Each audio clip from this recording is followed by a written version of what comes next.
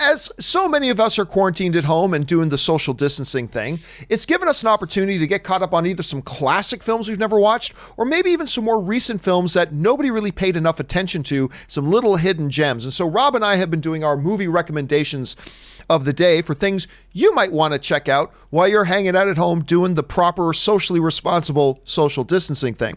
So Rob, we throw it over to you, sir.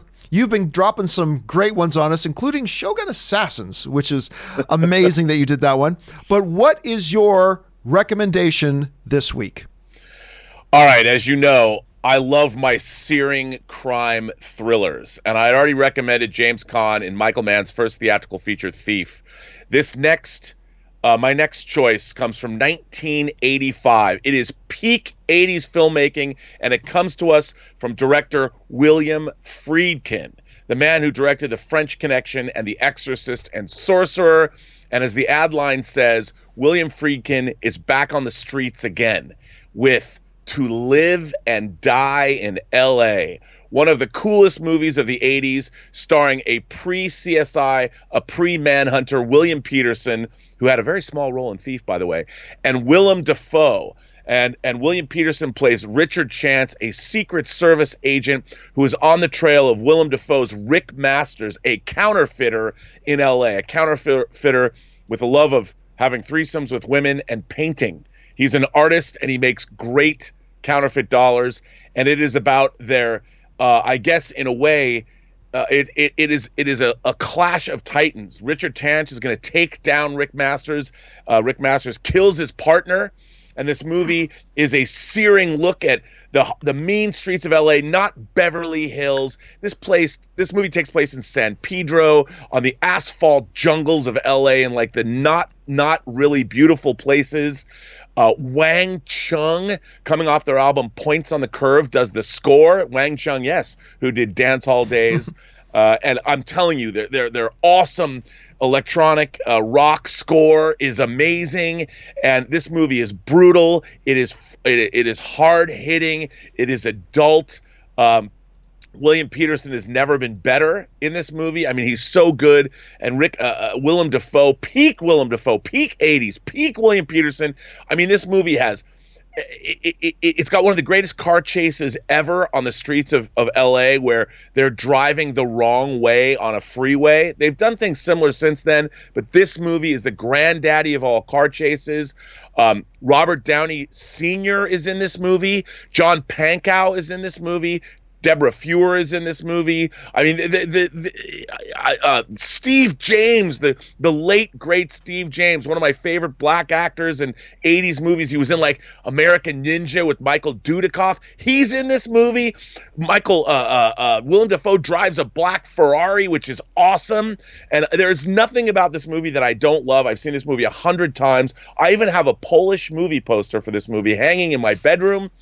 The soundtrack to this movie, the song "To Live and Die in L.A." Wang Chung's song is great, and then the beginning, there's an assassination attempt against Ronald Reagan, and Willem. I don't want to tell you what happens, but I have such great love for this film. It opened in October of 1985. I drove 70 miles in from my college to see it at the King Cinema in downtown Seattle, and man, dude, I love this movie. I love this movie.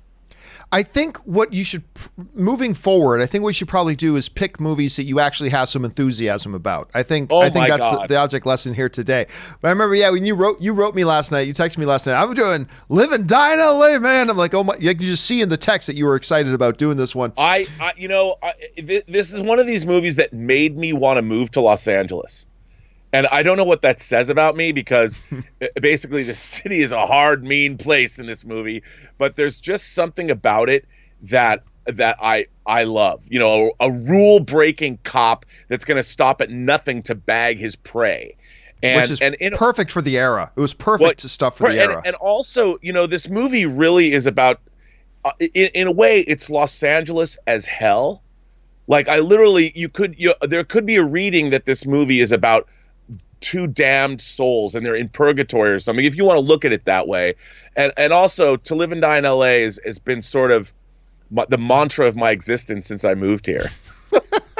But I remember the song, man, too. To live and die in LA. Yep. I mean, great it was music video. The music video is actually directed by Friedkin, which you can see on YouTube, and it shows them recording the song.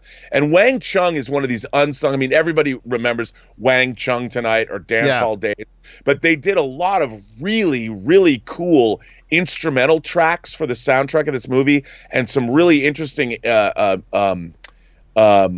instruments and production.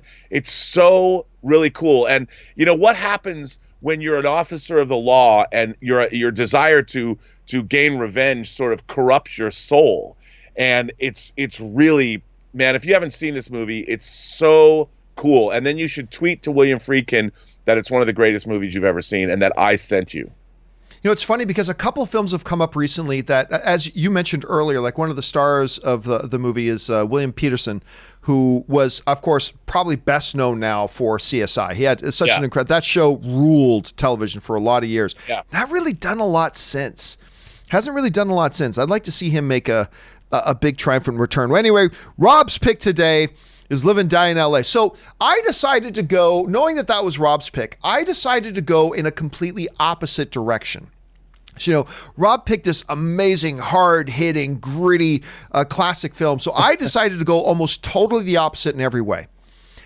And my pick today, I decided to go in the direction of a little bit more modern, a little bit more charming, a little bit more a film you can sit down and watch with your significant other and your kid, and all of you could have a good time. Just a sweet little movie that really got no love at the box office. People enjoyed it, the few people that did, but most people did not go to see this movie whatsoever. And it was charming and heartfelt, and it was the type of movie that when you walked out of the theater, you just had a big smile on your face. And that movie for me that I'm recommending today, this is kind of a hidden gem, not an old classic, just a hidden gem of a film that came out 5 years ago in 2015.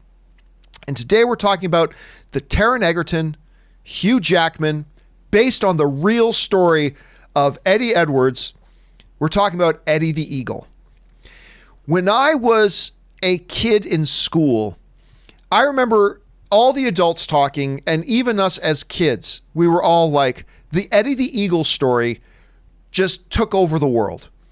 This awkward, socially awkward, but completely charming dude from England in ski jumping.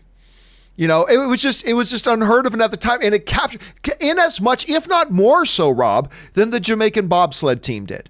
But Eddie the Eagle captured the hearts and imaginations of a lot of people. It was the Calgary Olympics. So it's the year the Olympics were being held in Canada as well.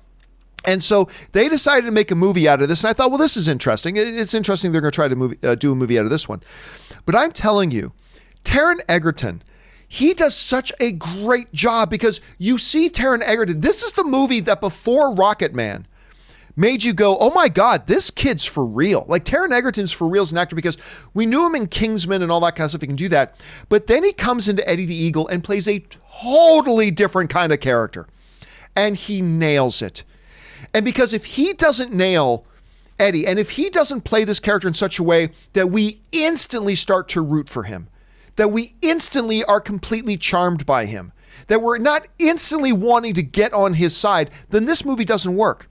But he plays this awkward dude so brilliantly and beautifully, you'll forget that it's even Taron Egerton doing it. And then they brought in some big guns in Hugh Jackman to play his coach and all this kind of stuff. And I'll tell you what, the chemistry between these two guys in this movie is absolutely beautiful.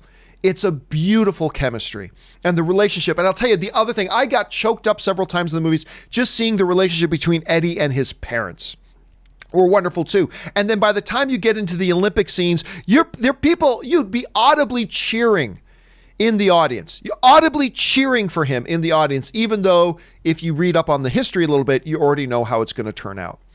This was not a top 5 movie of the year or anything like that, but what it was a sweet, charming, smile-inducing, heart-happy, just kind of thoroughly entertaining little movie.